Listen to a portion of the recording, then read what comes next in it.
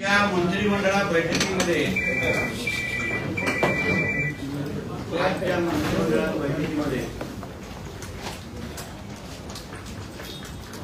एक ऐतिहासिक निर्णय महाराष्ट्राच्या एकंदरीत प्रगतीच्या वाटचालीमध्ये फार मोठा हातभार लावणार आहे। त्याचबरोबर रोजगार निर्मिती हा प्रश्न मोठ्या प्रमाणामध्ये सोडवणार आहे। ते म्हणजे आजपासून महाराष्ट्राला स्वतंत्र अशी एक शिप बिल्डिंग म्हणजे जहाज बांधणं,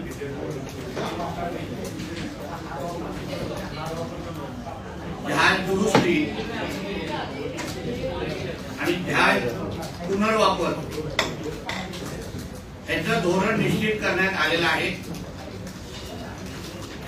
प्रामुख्याने महाराष्ट्र सागरी विकास धोरण 2023 मध्ये हे बदल करण्यात आलेले आहेत आणि आपलं महाराष्ट्र हे पहिलं राज्य असेल जे जहाज बांधणी, जहाज दुरुस्ती आणि जहाज पुनर्वापर याचे स्वतंत्र धोरण असलेलं आपले पहिलं राज्य असेल। देशातले अन्य राज्य ह्याच्यावर काम करतायत, पण आपल्या राज्याचं धोरण तयार झालेलं आहे आणि आज कॅबिनेट मध्ये त्याची मान्यताही भेटलेली आहे। म्हणून यापुढे आपल्या राज्यामध्ये जहाज बांधणी, त्याला आपण शिप बिल्डिंग पण इंग्लिशमध्ये म्हणतो, त्यासाठी मोठ्या प्रमाणामध्ये गुंतवणूक येण्यासाठी मार्ग मोकळा झालेला आहे। शिप ब्रेकिंग याला आपण म्हणतो, म्हणजे जहाज दुरुस्ती असो की जहाज पुनर्वापर, त्याच्यामध्ये आतापर्यंत गुजरातमध्ये मोठ्या प्रमाणामध्ये गुंतवणूक व्हायची, ते पण अलग गुजरातमध्ये। पण आता यापुढे आपल्या महाराष्ट्रामध्ये पण या क्षेत्रामध्ये आपण गुंतवणूक करून महाराष्ट्राला प्रगतीच्या राज्याचं वगैरे घेऊनच जाऊ, त्याचबरोबर रोजगार निर्मितीमध्ये पण मोठ्या प्रमाणामध्ये आता त्याच्यामध्ये चालना भेटणार आहे। एकंदरीत ह्याच्यामध्ये येणाऱ्या वर्षामध्ये म्हणजे आमचं टार्गेट काय आहे की भारतातलं 1/3 म्हणजे 1/3 याची शिप जहाज दुरुस्ती ही महाराष्ट्रातून व्हावी 2030 पर्यंत, हे आमचं लक्ष्य आहे। आणि 2030 पर्यंत 6,700 कोटी ची गुंतवणूक 2030 पर्यंत होणे अपेक्षित आहे। आणि 6,600 कोटी गुंतवणूक झाल्यानंतर 40,000 नोकऱ्या या क्षेत्रामध्ये निर्माण होण्याची अपेक्षा आहे। आणि 2047 ज्याला आदरणीय पंतप्रधानांनी अमृत काळ असा एक लक्ष्य नजरेसमोर ठेवलेला आहे, त्या 2047 पर्यंत महाराष्ट्र मध्ये 18,000 कोटी 18,000 करोड एवढी गुंतवणूक त्याचं आमचं लक्ष्य आहे। आणि 2047 पर्यंत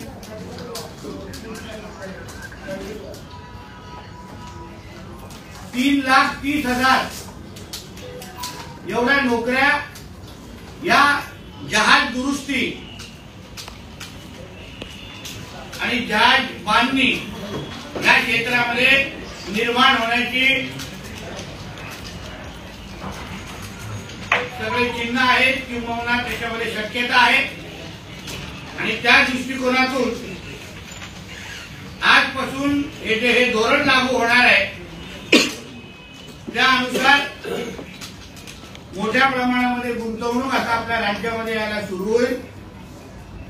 काही आठवडे अगोदर म्हणजे एप्रिलच्या पहिल्या आठवड्यात आमचं मंत्रालय नेदरलँड मध्ये गेलं होतं। आमचे एमएमडीचे सीओ पण आमच्याबरोबर होते, माझे काही अधिकारी होते। तिथे आम्ही काही आर्थिक संस्थांना भेटलो आणि प्रामुख्याने नेदरलँड मध्ये एम्स्टरडॅम असो किंवा रॉटरडॅम असो हे जहाज बांधणीमध्ये म्हणजे शिप बिल्डिंग मध्ये मोठ्या प्रमाणामध्ये या क्षेत्रामध्ये त्यांचं काम चालू आहे। तिकडल्या काही कंपन्यांना आम्ही भेटलो आणि ईसीए नावाच्या फंडाच्या माध्यमातून अटल सोल्युशन नावाची ही जी संस्था आहे त्यांच्याकडून आपल्या महाराष्ट्रामध्ये आपल्या राज्यामध्ये 2.5 ते 3,000 कोटी ही शिप बिल्डिंग ही जहाज बांधणी याच्यामध्ये होण्याचे आम्ही निश्चित करून आलेलो आहे। आता हे धोरण लागू झाल्यानंतर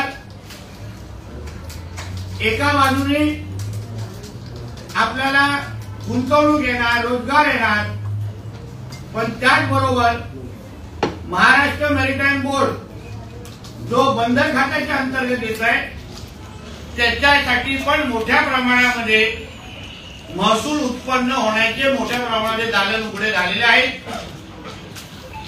जेव्हा जेव्हा आम्ही कुठल्याही गुंतवणूकदारांशी बोलू तेव्हा त्यांना एमएमबी ला प्राधान्य कसं देता येईल, महाराष्ट्र मॅरीटाईम बोर्डला कसं प्राधान्य देता येईल त्या दृष्टिकोनातून आमची हे पॉलिसीमध्ये फ्रेमवर्क आम्ही तयार केलेला आहे।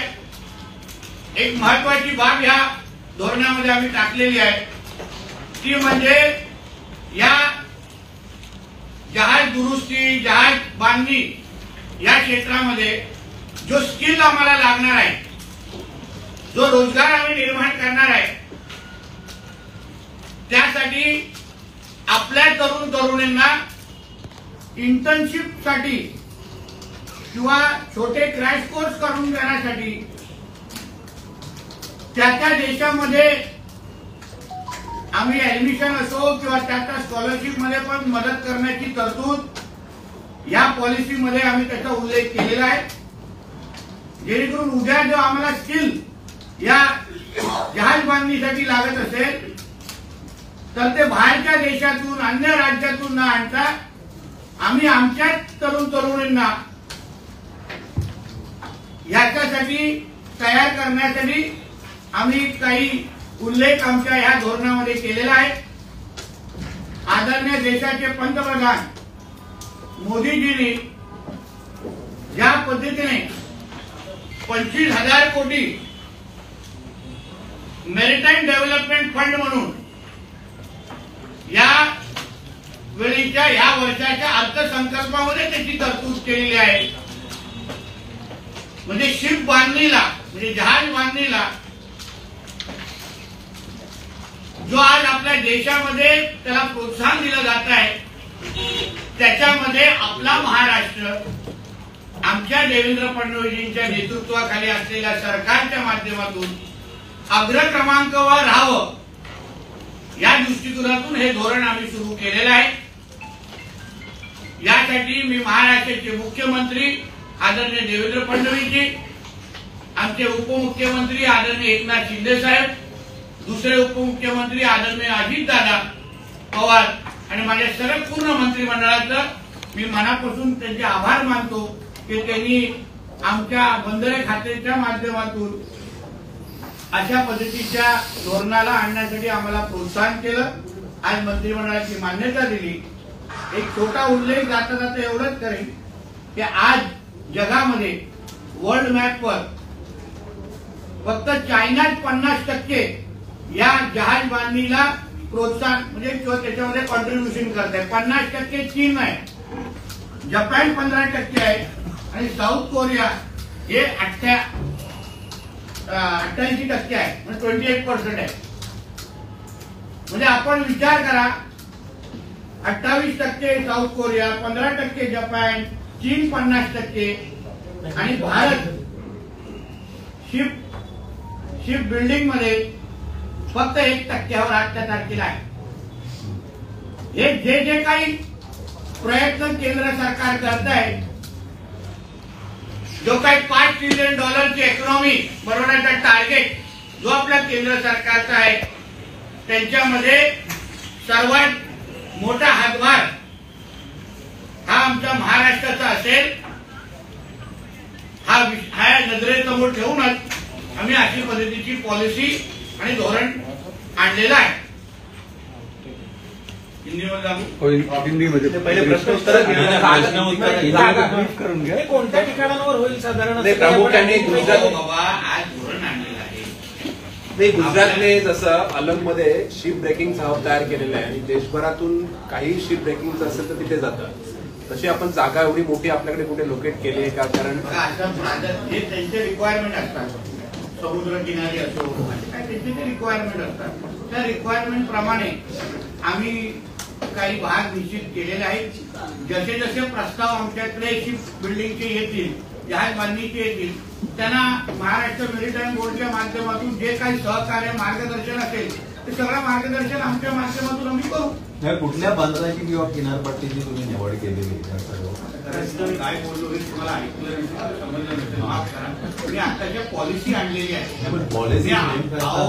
पॉलिसी फ्रेम करत असताना त्यावेळेस विचार केला जातो की कुठल्या किनारपट्टी किंवा बंदराचा आपल्या भौगोलिक किंवा पर्यावरण दृष्टिकोनातून आहे. किनारपट्टी आहे 720 किलोमीटरची किनारपट्टी आहे. त्याच्यामधले कुठले पोर्ट असे तुम्ही निवड करा त्यांच्या रिक्वायरमेंटच्या प्रमाणे जे गुंतवणूकदार आता आपल्या पुढे आता उदाहरण अटल सोल्युशनच्या माध्यमातून 2,500-3,000 कोटीचं गुंतवणूक करण्याची त्यांनी तयारी केलेली आहे. तर ते त्यांचा सर्व्हे करतील, आमच्या महाराष्ट्र मेरिटाईम बोर्डकडे येतील, त्याला सांगतील की बाबा 1, 2, 3 आमचे हे प्राधान्य आहे. उदाहरण रायगडचे काही स्पॉट शोधतील, विजयदुर्ग शोधतील, रत्नागिरी शोधतील. तर त्याच्यावर आम्ही अभ्यास करून त्यांना सांगू ह्या गोष्टी शक्य आहेत. त्याच्यामध्ये पर्यावरणाचा पण एक अँगल येतोय. मग त्याच्या सगळ्या परवानग्यामध्ये पण आम्ही तुम्हाला मदत करू, मार्गदर्शन करू. असंही ह्या धोरणामध्ये हे धोरण आहे. महाराष्ट्राला आतापर्यंत उदाहरण आता कुठलीही कोणालाही आपल्या राज्यामध्ये जसा अलंगचा उल्लेख तरी केला, आपल्याकडे कुठली शिप ब्रेकिंग शिप पुनर्बांधणीचा काही प्रस्ताव आणला, आपल्याकडे काही पर्याय धोरणच नाही. कुठल्या धोरणच्या अंतर्गत बांधणार आपण? आता आपण ते धोरण निश्चित केलेलं आहे. आता यापुढे असे काही प्रस्ताव आले तर ह्या धोरणाच्या अंतर्गत जे त्याला मदत करायची आपण मदत करा. याचा अभ्यास करण्यासाठी काही कालावधी निश्चित केलाय का? म्हणजे कोणती बंदरं यासाठी वापरता येतील किंवा आता 15 ऑपरेशनल बंदरं आहेत महाराष्ट्रात, त्याचे पर्याय दिले जातील. काही जागा आमच्या नजरेसमोर आहेत ते निश्चित केलेले आहे. आता ऍज इज व्हेरी जे प्रपोजल आमच्याकडे येतील शिप रिपेअर, आम्हाला प्रोत्साहन द्यायचं आहे. आमची इच्छा आहे की महाराष्ट्र राज्य हे जहाज बांधणीसाठी एक अनुकूल राज्य असलं पाहिजे, प्राधान्य असलं पाहिजे. त्यासाठी आम्ही आता हे धोरण निश्चित केलंय. आता आपल्या सगळ्यांच्या माध्यमातून जेव्हा गुंतवणूकदार बघतील, व्यावसायिक बघतील की चलो अभी तक हम लोग गुजरात जा रहे थे, अभी महाराष्ट्र भी जा सकते हैं. आतापर्यंत देशातल्या कुठल्याही राज्याकडे अशी पॉलिसी नाही जी आज महाराष्ट्रामध्ये आहे. म्हणजे उद्या गुजरातला पण आता आपल्याला जायचं असेल, त्या सरकारकडे अजूनपर्यंत पॉलिसी तयार झालेली नाही. आज महाराष्ट्रावरून आपण अभिमानाने सांगू शकतो आपल्याकडे धोरण निश्चित झालेलं आहे. आता आपण यावं, जहाज दुरुस्ती असो, जहाज बांधणीचे जे काही प्लांट असतील आमच्या महाराष्ट्रामध्ये यावं. आम्ही धोरणाच्या माध्यमातून पूर्ण पद्धतीने तुम्हाला सहकार्य करू. म्हणजे प्रश्न असा आहे की मांडवा रेवसच्या ठिकाणी मागच्या काळामध्ये जवळपास 1500 एकर जमीन ही याची आरक्षित करण्यात आली होती जहाज बांधणी आणि जहाज तोडणी करता. तर याची काय आपल्याला कल्पना आहे का? आता तोपर्यंत आपली पॉलिसी तयार होईल. अगर असा कुठला प्रकल्प सुरू करण्याची तयारी असेल, कुठे अडकलेला असेल, तर आता या धोरणाच्या अंतर्गत आम्ही त्याचा अभ्यास करून पाहिजे ती मदत करू. आमची इच्छा आहे की आता महाराष्ट्र उदाहरण सीएम साहेबांची काय इच्छा आहे की आपला महाराष्ट्र शिप बनवण्यामध्ये, जहाज बनवण्यामध्ये 1 क्रमांकाचं राज्य असलं पाहिजे.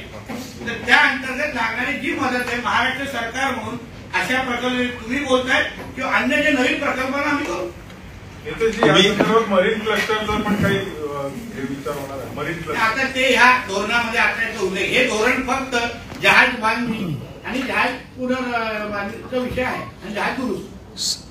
तुम्ही सांगितलं 2030 पर्यंत 6,600 कोटीचं म्हणजे तुमचं लक्ष गुंतवणूकचं लक्ष आहे. त्यासाठी काही जे स्रोत आहेत किंवा भागीदारी वगैरे पार्टनर असे काही हे झाले आहेत का तुमच्याकडे अप्रोच आले? मी आता तुम्हाला बोलतो ना, काही लोक आता उदाहरण आम्ही जेव्हा नेदरलँडला गेलो तेव्हा त्यांची काही तयारी दाखवली आली. 3,000 अटल सोल्युशन नावाच्या एका काही कंपनीनी, तसंच अन्य काही लोक आहेत जे आता अप्रोच व्हायला आम्हाला सुरू केलेलं आहे. कारण का गुंतवणुकीच्या बाबतीमध्ये आमचा महाराष्ट्र नेहमी क्रमांक 1 वरच राहिलेला आहे. आणि आता देवेंद्रजींचं सरकार आणि महायुतीचं आमचं सरकार आल्यानंतर आमचा आत्मविश्वास वाढलेला आहे, पोषक वातावरण तयार झालेलं आहे की नाही, राज्यामध्ये येऊन अशा पद्धतीचे पण क्षेत्रामध्ये आम्ही गुंतवणूक करू शकतो. अशा पद्धतीचा विश्वास आमच्या महाराष्ट्रावर वाढलेला असल्यामुळे मोठ्या प्रमाणामध्ये गुंतवणूक होईल. वेगवेगळे समिट आयोजित केले जातात गुंतवणुकीसाठी. तसं आता हे नवीन आपण धोरण आणल्यानंतर शिप बिल्डिंग किंवा दुरुस्तीसाठी लोकांनी यावं, मोठमोठ्या जगातल्या ज्या मोठ्या कंपन्या आहेत त्यांनी यावं, महाराष्ट्रात गुंतवणूक करावी, यासाठी काही समिट वगैरे करण्याची काही योजना सुरू आहे. माझा असा अंदाज आहे की नोव्हेंबर-डिसेंबरला आम्ही पोर्ट्स कॉन्क्लेव्ह, बंदर कॉन्क्लेव्हच्या अंतर्गत हे विविध अशा काही गोष्टी जेणेकरून गुंतवणूकदार असतील त्यांना आम्ही इथे आमंत्रित करणार आहोत. आणि काय काय महाराष्ट्राच्या सरकारच्या माध्यमातून आम्ही उपलब्ध करतोय की त्यांना आम्ही ऑफर करतोय, ही सगळी माहिती तिथे दिली आहे. महाराष्ट्र मॅरिटाईम बोर्ड सक्षम करण्यासाठी काही पावलं उचलली जाणार आहेत? सर्वात महत्वाचं हेच तो तुम्हाला बोलताना उल्लेख जो केला, त्यांच्यामध्ये महाराष्ट्र मॅरिटाईम बोर्डसाठी मोठ्या प्रमाणामध्ये उत्पन्न वाढवण्यासाठी चांगली तरतूद आम्ही केलेली आहे. म्हणजे ज्यांना अगर शिप बांधणी करायची असेल, जहाज बांधणी करायची असेल तर आम्ही महाराष्ट्र मॅरिटाईम बोर्डच्या माध्यमातून तुम्ही ह्या 4 गोष्टी करू शकता असे आम्ही काही उल्लेख केले. त्याच्यामुळे आमच्या उत्पन्नाचे स्रोत वाढतील. नितेशजी, आज आपने या उद्योगामुळे एकच मिनिट, या उद्योगामुळे सागरी उद्योगास चालना मिळेल. मात्र स्थानिक मच्छीमार जे आहेत त्यांचे जे काही प्रॉब्लेम्स असतात किनारपट्टी किंवा तर त्याचाही विचार केला जाईल. आता उदाहरण वाढवण बांधत असताना आम्ही स्थानिक मच्छीमारांना सगळ्यांना विश्वासात घेऊन प्रकल्प करू. शेवटी आम्ही हे धोरण कोणासाठी आणले, महाराष्ट्राच्या जनतेसाठी आणले. त्याच्या क्षेत्रातील जनतेला आर्थिक सक्षम करणं, राज्याचं दरडोई उत्पन्न वाढवणं, त्यासाठी आम्ही अशा पद्धतीचे प्रयत्न करतो. आज एका प्रकल्पातून म्हणजे एक जहाज बांधणीच्या प्रकल्पातून जवळपास मोठ्या प्रमाणामध्ये गुंतवणूक होणार आहे, म्हणजे किंवा रोजगार निर्मिती होणार आहे. विचार करा, त्या एका ह्याच्यातून अगर एवढा मोठ्या प्रमाणामध्ये रोजगार निर्माण होत असेल तर सामान्य जनतेचाच विश्वास आहे, म्हणजे फायदा आहे. म्हणून ज्यांना सगळ्यांना विश्वास आहे तेवढं ते विषय पुढे जाणार आहे.